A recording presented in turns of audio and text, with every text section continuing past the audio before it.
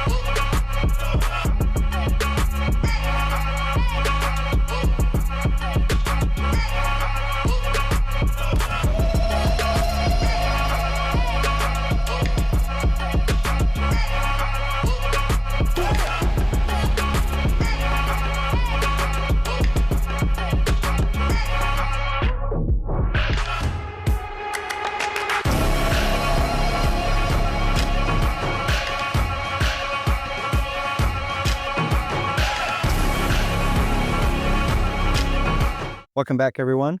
Today, I'm sharing my journey to hitting the 1,000 subscribers and 4,000 watch hours, those magical numbers that YouTube requires in order to get monetized. Along the way, I learned a ton. I made plenty of mistakes, and I think I learned what truly does work.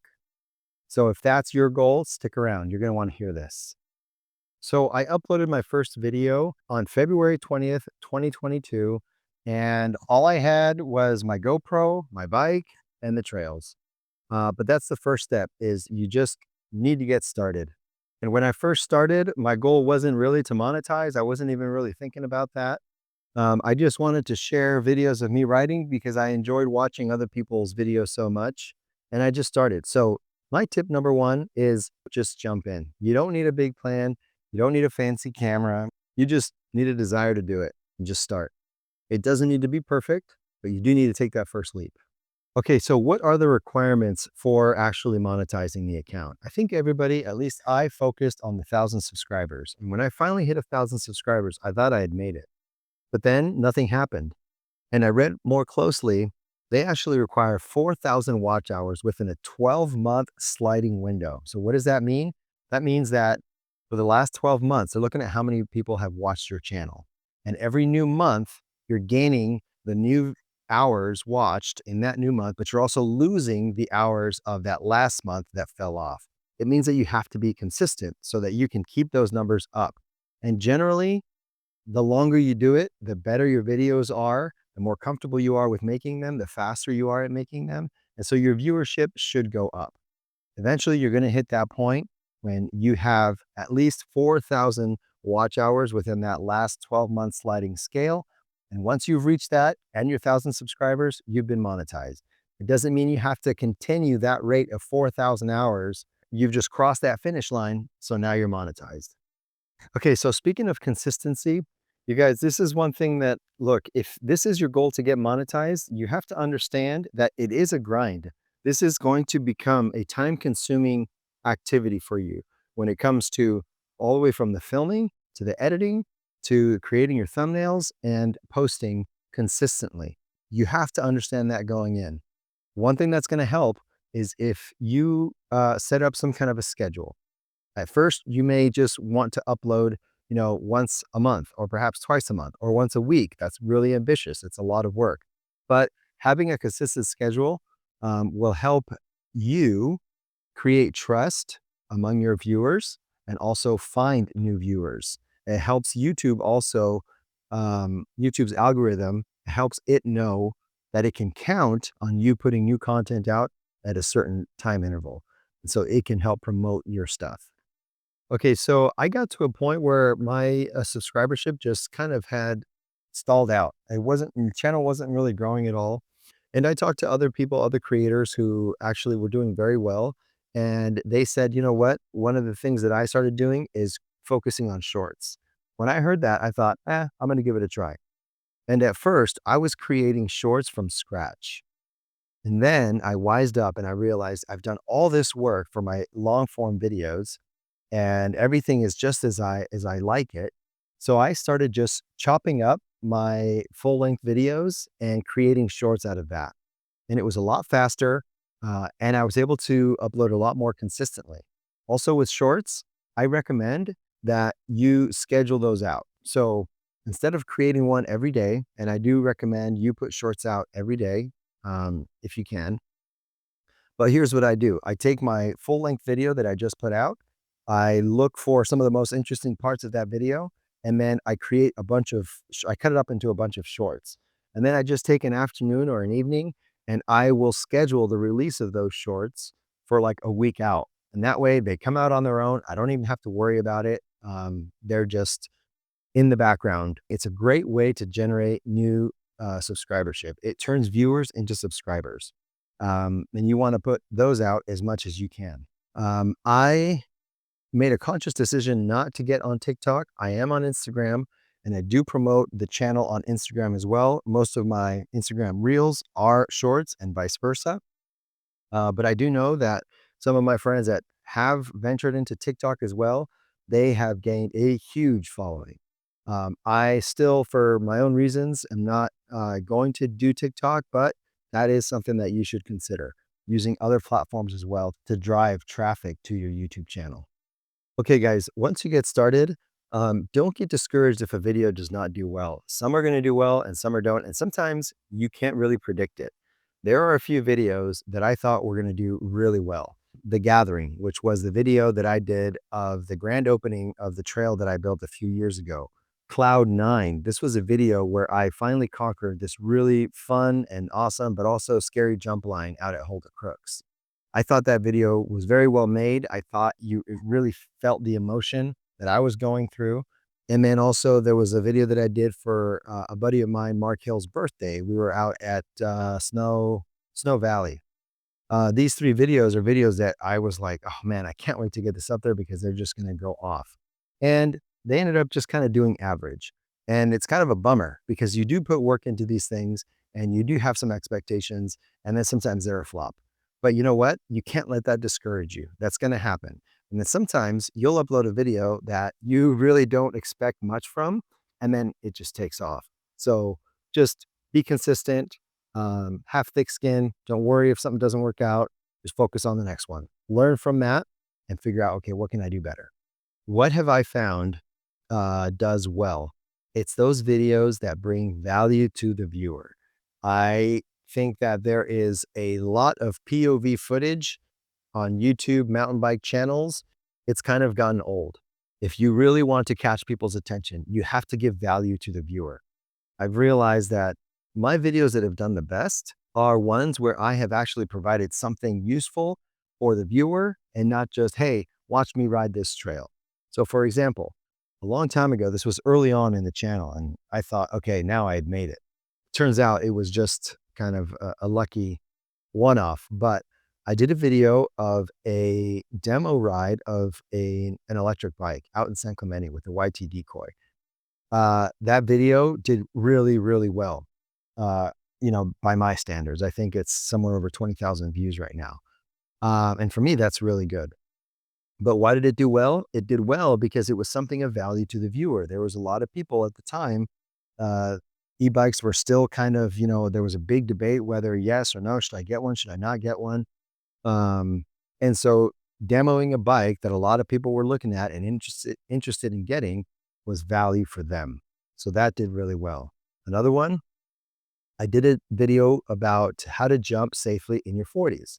So again, here's a video that provides information, provides tips, provides advice for people that want to learn how to jump and how to do it safely.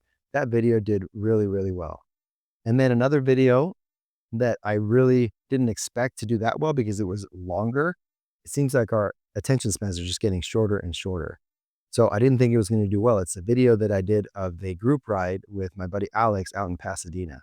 For some reason, that video just took off. I think it's over somewhere over 10,000 views now. I'm not exactly sure what value that had for the viewers other than, hey, here's a really cool trail system. And it was my first time riding it. And actually, it was the Pasadena video that finally got me over that finish line. I was really close to the 4,000 watch hours at that point. And when I started seeing how well it was doing, man, I was glued to the analytics almost daily because it was gaining so many views. And sure enough, that's what got me over the edge and finally got Vanakava MTB monetized. But consider that. Consider finding some kind of a niche, finding something that you can do that will help other people in their journey with their mountain biking activities. This video in particular, I anticipate will do well because I'm talking about something that I think people are interested in. How do you monetize your channel? We'll see how it does. Okay, some people have asked me what I use to edit my videos, and I started on a different software. I don't even remember the name of it anymore, but I switched early on to DaVinci Resolve, and I cannot recommend DaVinci Resolve enough. There is a free version of their software that essentially gives you everything you really need. So DaVinci Resolve is one of the industry standards, and I'm talking about Hollywood. They use DaVinci Resolve to edit and cut and make, big budget films. And you can have all of that power for free. It does take quite a bit of resources. So I ended up having to get a MacBook Pro to be able to run it. But I do recommend it. If you already have a MacBook, I would definitely switch over to DaVinci Resolve and start learning it as fast as you can. There is quite a little bit of a learning curve, but there are a ton of videos on YouTube that teach you how to do just about anything that you can think of on DaVinci Resolve. So check it out. All right, you guys, thumbnails matter. You want to develop some kind of style, whether it's through the colors of the thumbnails, whether it's through the font that you use, or whatever it may be. You want to create your style, something that stands out and that will tell viewers, hey, that's Vanakava's video, just from a glance at the thumbnail. For example, in all my thumbnails, I include my logo somewhere. Sometimes I make it very obvious. Sometimes I kind of hide it a little bit. I kind of bring down the transparency a little bit. I get playful with it. Sometimes I've put it in the titles of my videos as an O. I have the logo there as one of the O's, whatever it may be. But that's something that kind of tells people, hey, this is a Vanakava video because there's his logo. I also will use the same font over and over and over. And while I have changed fonts over time, there's a handful, like 2 or 3 that I kind of go to all the time that I really like. And that, again, tell the viewer, hey, that's an LAS thumbnail. That's a Vanakava MTB thumbnail. Put some time into your thumbnails. It does make a big difference. It does attract the gaze of the viewer. And instead of it just being, some washed out screenshot of your footage, of your writing footage, make it pop, get some titles in there, play with the saturation, play with the color, the vividness of it, and it'll make a big difference. So somewhere along your YouTube journey, you're going to get access to developer tools and analytics. And this is a very powerful tool. I'll be honest, I have not delved into it too deeply because honestly, it's overwhelming. There's a ton of data in there. There's a few things that I've started looking at, and it really is helpful. You guys, YouTube does a lot of the research and the legwork for you, all the way from your viewer demographics, parts around the world that people are watching from, a time of day that people are watching, keyword searches that are trending. So you can take all this information and you can use it as you think about, okay, what am I going to title this video? Or when am I going to release the video?